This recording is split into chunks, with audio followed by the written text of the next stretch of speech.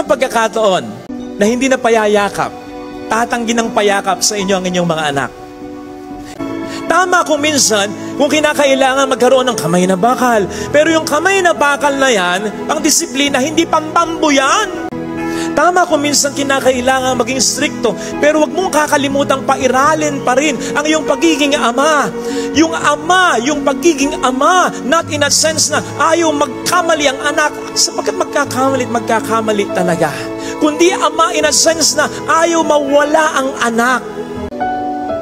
Tandaan mo na kahit yung pagiging disiplinado mo, yung wala ng katwiran, at pag ganun po, pwedeng mawala din ang iyong anak nung kahit pagkahigpit-higpit ng hawak niya sa buhangin. Nakukuha niyo ba? Hindi, nawawala din. Mentras hinihigpitan mo, mas nawawala. Ganon ang paggamit ng kamay na bakal nang wala sa katwiran. Sapagkat mas madaling gawin yan kaysa maghintay. Focus on the positive rather than on the negative. Ang daming ginagawang mabuti na parang hindi mo nakikita, pero minsan may ginawang mali. Bukas na bukas ang iyong mga mata.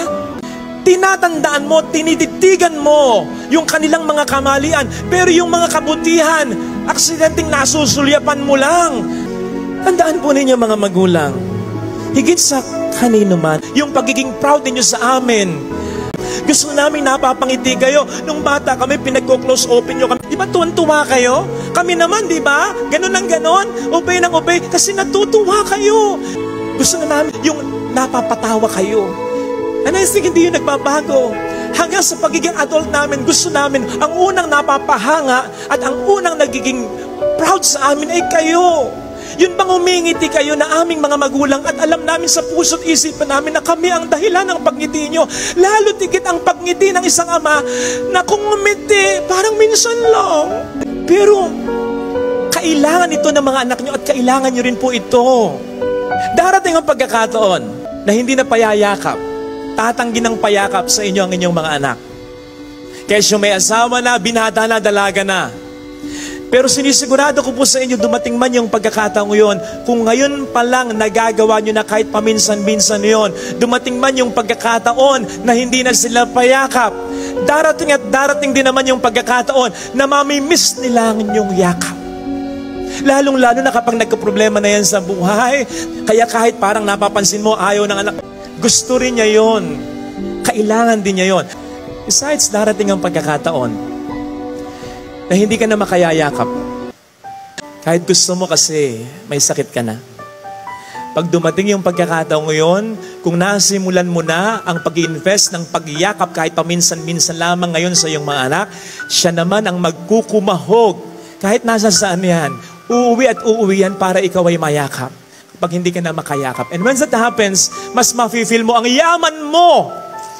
Kasi ang kayamanan ng ama ay kapag niyayakap pa rin siya ng mga anak niya, kahit wala na siyang maibibigay sa kanila. Madalas, ang mga tatay, yung para bang ang kanilang pagiging tatay ay pagiging good provider lang, it's not enough. Kaya madalas kayong mag-away ng misis mo eh. Kasi magpo-provide ka lang tapos tataligod ka na.